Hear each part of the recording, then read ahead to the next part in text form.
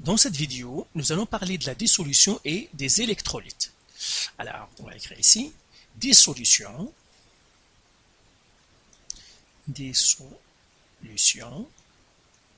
et électrolytes. Voilà. Alors, la dissolution, il y a deux types de dissolution. Premier type de dissolution, c'est la dissolution moléculaire. Dissolution moléculaire. Alors, la dissolution, c'est tout simplement fondre quelque chose dans de l'eau moléculaire, c'est-à-dire, par exemple, on va prendre un exemple, disons qu'on a du sucre de table, solide, le sucre de table. Alors, la formule du sucre de table, c'est C12H22O11, solide, on va mettre un S, et qu'on va mettre dans de l'eau, donc plus H2O. Alors, si on le met dans de l'eau, qu'est-ce qui va se passer? Tout le monde va dire qu'il va fondre dans de l'eau après un certain moment. Il va fondre, ça c'est de l'eau. Mais qu'est-ce qui se passe normalement dans cette solution-là? En fait, l'eau, qu'est-ce qu'il va faire? Il va séparer les molécules de sucre. Donc, il va les séparer les unes des autres, C12H22O11 par exemple. Et qu'est-ce qu'il va faire? Il va les entourer. L'eau va les entourer, c'est-à-dire les molécules de H2O vont entourer les molécules de sucre. Mais les molécules d'eau ne seront pas assez fortes pour casser la molécule elle-même, la séparer en deux. Donc peut-être que j'ai une autre molécule ici, C12H22O11, elle aussi, qu'est-ce qui va se passer? Elle va être entourée par la molécule d'eau, c'est-à-dire par des H2O, ici, etc. Alors, qu'est-ce qui va se passer? La dissolution, la réaction de dissolution, c'est C12H22O11 qui était solide. Et bien, tout simplement, il va donner encore, la molécule va être intacte parce qu'il ne va pas être, l'eau ne sera pas assez fort pour la casser. Ça va rester encore C12H22O11. Seulement, cette fois-ci, il va être aqueux. Aqueux, tout simplement, pour dire que la molécule est mouillée. Mouillée, ça veut dire qu'elle est entourée par les molécules d'eau. Donc, ça, c'est aqueux. Comme ça. Donc, aqueux, donc, c'est tout ce qu'il y a. Maintenant, est-ce que cette solution-là, la solution de sucre dans de l'eau, est-ce que c'est un électrolyte? Alors, un électrolyte, on va le définir maintenant. Électrolyte, c'est quoi un électrolyte? Eh bien, c'est tout simplement une solution, toute solution qui conduit l'électricité, qui peut conduire l'électricité, conduit l'électricité. Mais pour conduire de l'électricité, il faut qu'il y ait des charges libres. Alors, par exemple, cette solution-là, est-ce que c'est un électrolyte? Eh bien, non. On va écrire non électrolyte. Non électrolyte. Tout simplement pourquoi? Parce qu'il n'y a pas de charge libre. Donc, on va écrire ici pas de charge électrique. Pas de charge électrique libre. S'il n'y a pas de charge électrique libre, par exemple des ions positifs ou des ions négatifs ou des électrons, s'il n'y a pas de charge qui peut se déplacer, eh bien il n'y aura pas d'électricité. Donc celui-là, ce n'est pas un électrolyte. On peut avoir un autre électrolyte, par exemple, prenons l'alcool éthylique. Donc c'est un liquide, donc par exemple le C2H5OH, ça c'est alcool, c'est un alcool éthylique. Alors, si je mets cet alcool éthylique dans de l'eau, plus H2O, eh bien, lui aussi, eh bien, les molécules d'eau ne pourront rien faire contre l'alcool. Tout ce qu'ils pourront faire, c'est séparer les molécules les unes des autres. Donc, j'aurai peut-être un C2H5OH ici, un autre C2H5OH ici, et puis tout ce qu'il va faire, il va les entourer, les emprisonner les unes des autres, H2O, donc les molécules qui seront mouillées en quelque sorte. Donc elle aussi sera entourée, H2O. Donc l'eau va arriver à séparer les molécules les unes des autres et les entourer. Et la réaction de dissolution, j'aurai ici, donc ça c'est liquide, je mettrai un L, C2H5OH, liquide, plus H2O, si je le mets dans l'eau, eh bien tout simplement, j'aurai la même molécule, ne sera pas cassée, l'eau n'aura pas assez de force pour la casser, C2H5OH, aqueux, c'est-à-dire tout simplement la molécule sera mouillée, tout simplement, ça veut dire la molécule est entourée d'eau. Est-ce que c'est une solution électrolytique? Non, il ne conduit pas d'électricité. J'écris aussi encore non électrolyte. Pourquoi c'est non électrolyte? Il n'y a pas de charge libre. Non électrolyte. Pas de charge libre. Pas de charge libre. Quand il n'y a pas de charge libre, ça veut dire qu'il n'y a pas d'électricité, on ne peut pas conduire l'électricité sans charge. L'électricité, c'est tout simplement le déplacement des charges, positives ou négatives ou électrons. S'il n'y a pas de charge que je pourrais déplacer, ben, il n'y aura pas d'électricité. On pourrait aussi avoir un gaz. Donc, disons par exemple j'ai O2, comme ça, et puis que je vais mettre gaz, je mettrai un G, pour gaz on met un G, plus H2O, que je le mets dans de l'eau, et bien encore une fois, l'eau, qu'est-ce qu'il va faire? Il va arriver à séparer les molécules O2, il va arriver à les séparer, à les mouiller en quelque sorte, à les entourer, c'est-à-dire il va les séparer, il va les emprisonner, H2O, H2O, donc chaque O2, il y aura des molécules H2O autour d'elle, comme des gardiens, H2O comme ça, et c'est tout, mais l'eau n'arrivera pas à casser la molécule O2, et là la réaction ou bien de dissolution, ça va être l'équation de dissolution O2 gaz qui va nous donner finalement que de O2 à que. Encore une fois, ça veut dire de l'eau, ben, la molécule qui est entourée de molécules d'eau. Est-ce que c'est un électrolyte? Non. Non électrolyte. Pourquoi? Parce qu'il ne conduit pas d'électricité. Non électrolyte. Alors, pourquoi encore une fois, pas de charge, ou bien absence de charge, pas de charge électrique libre. Il n'y a pas de charge électrique libre. S'il n'y a pas de charge électrique libre, il n'y a pas conduction d'électricité. Donc, c'est la dissolution moléculaire. Pourquoi on l'appelle dissolution moléculaire? Ça veut dire que la molécule reste intacte seulement les molécules se séparent les unes des autres, ils sont entourés par les molécules. Maintenant, on va regarder le deuxième type de dissolution ionique. Alors, premier exemple, on va prendre l'exemple d'un sel. Donc, prenons un sel solide, par exemple NaCl, solide. Ça, c'est le sel de table. On va lui ajouter de l'eau, plus eau. Eh bien, si on la met dans de l'eau, comme le sucre, il va fondre, comme ça. Seulement le cas du sel, qu'est-ce qui va se passer? L'eau est assez forte pour séparer les molécules les unes des autres, mais plus que ça, il va pouvoir casser la molécule en deux.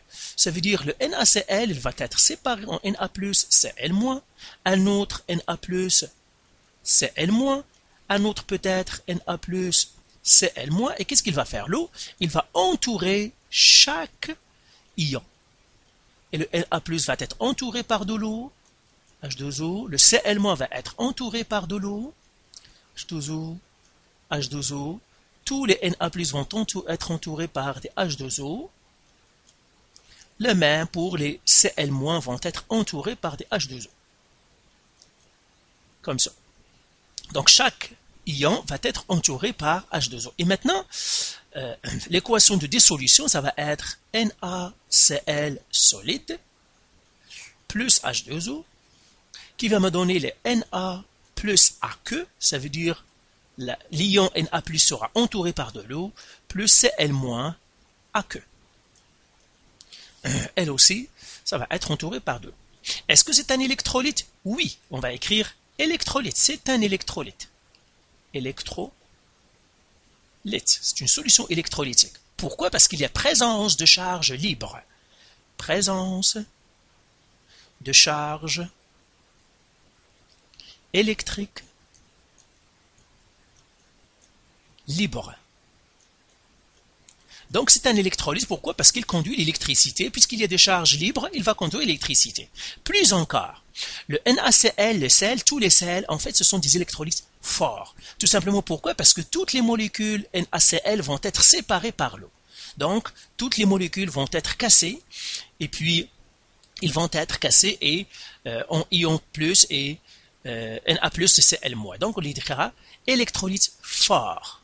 Électrolyte fort, car toutes les molécules NaCl vont être cassés en Na+, et Cl-. Donc, quand toutes les molécules vont être cassées, on dit qu'on a un électrolyte fort. Donc, par exemple, les sels sont des électrolytes forts. On va prendre maintenant le cas d'un acide. Donc, par exemple, prenons l'acide chlorhydrique, mais liquide, HCl. Liquide, acide chlorhydrique, on va le mettre dans de l'eau, plus H2O. Et bien, lui aussi, qu'est-ce qui va se passer? Eh bien, l'eau va arriver à séparer les molécules, il va arriver même à casser les molécules HCl. Donc, j'aurai H+, Cl-. Et qu'est-ce qu'il va faire l'eau? Il va entourer chaque ion, comme pour le NaCl, H2O, H2O, H2O ici, H2O, H2O.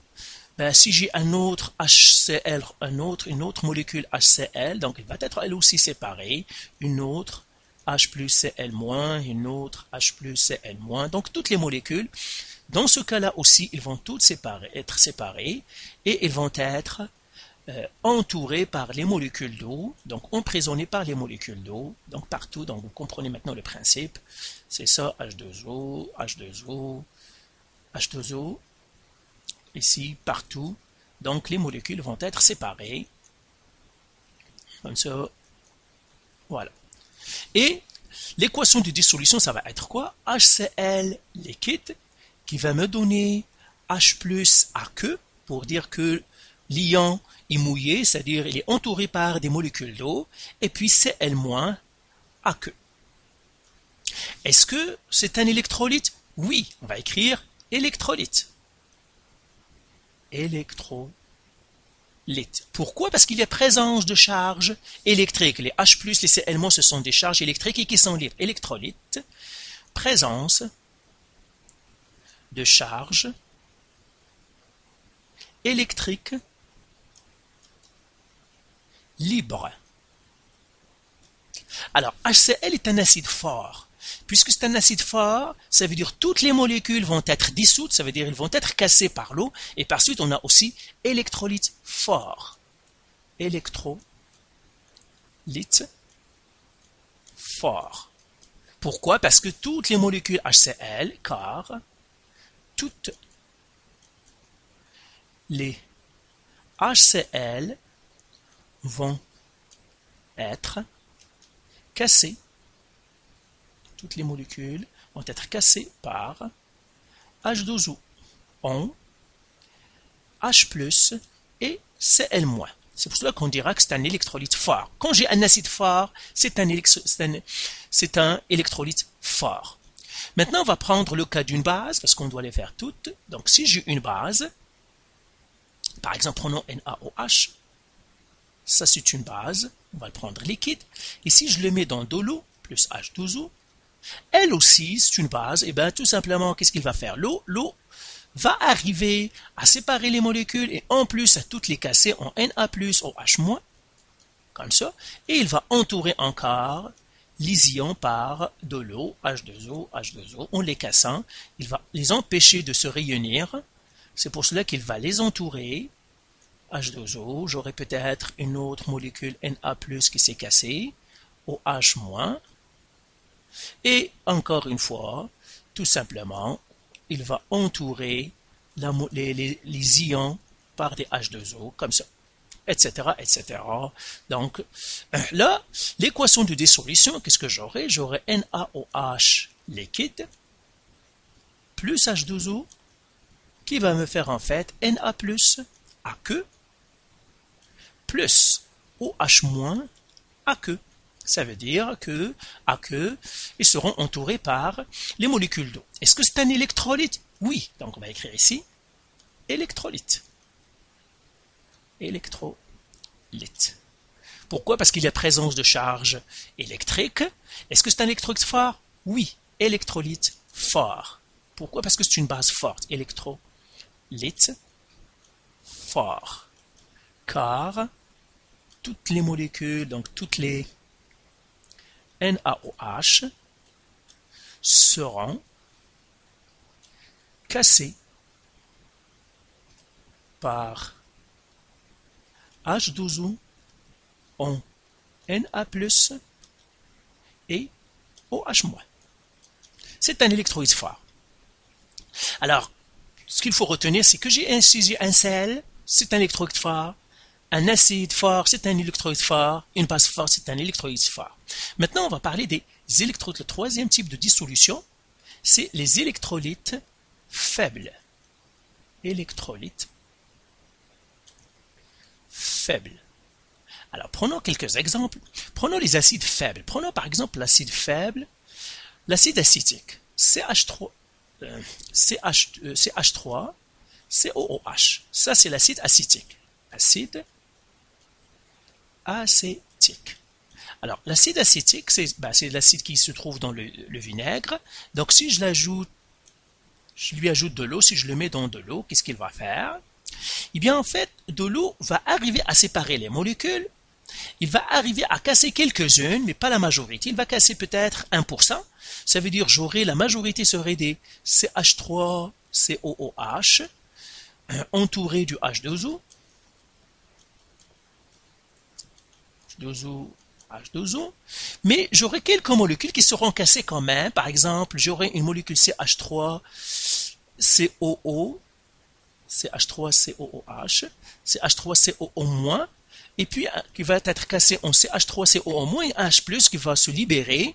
Donc, il va entourer celle-là, H2O, H2O, et là, cet ion, le H+, lui aussi va être entouré, mais j'aurai la majorité, ce serait des CH3, COOH, qui vont exister dans la solution. Donc, j'ai ici deux dissolutions, la dissolution ionique et une dissolution moléculaire, H2O, etc. Donc, j'ai ici dissolution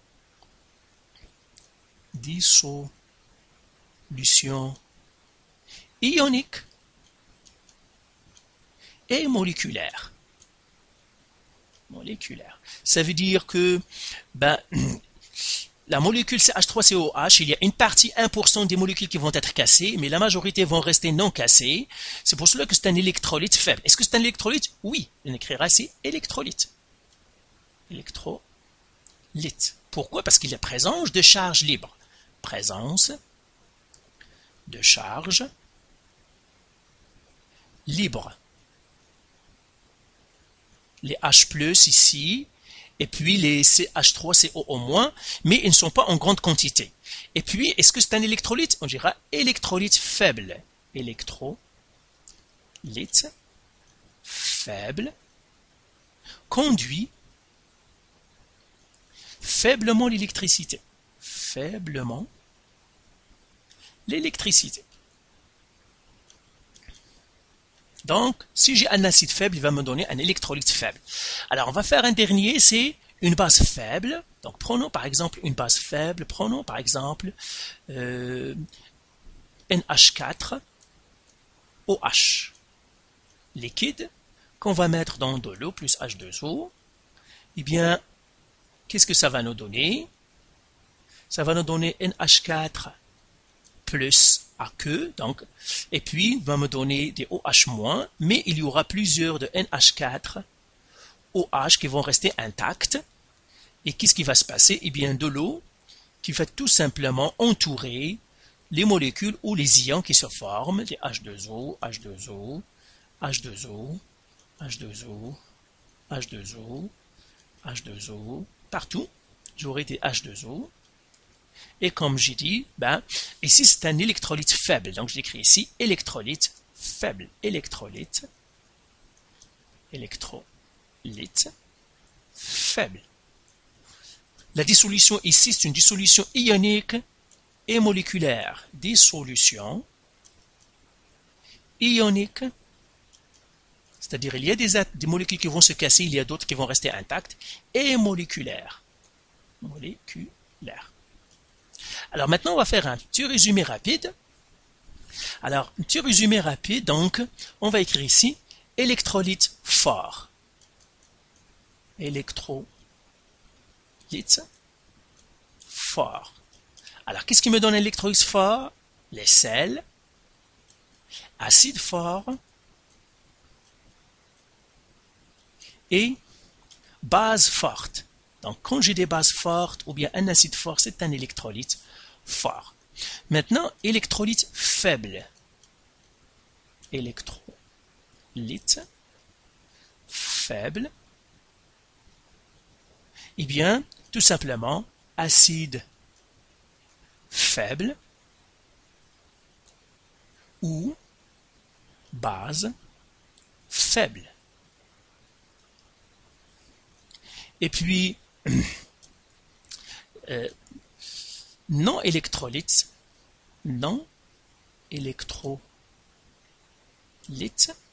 eh bien, qu'est-ce que j'aurai? J'aurai autre, comme le sucre, alcool, etc.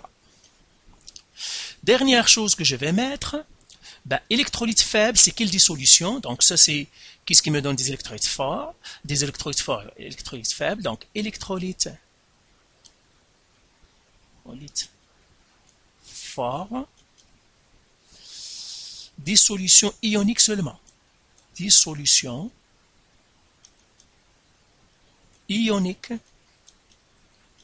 seulement. Électrolyte faible,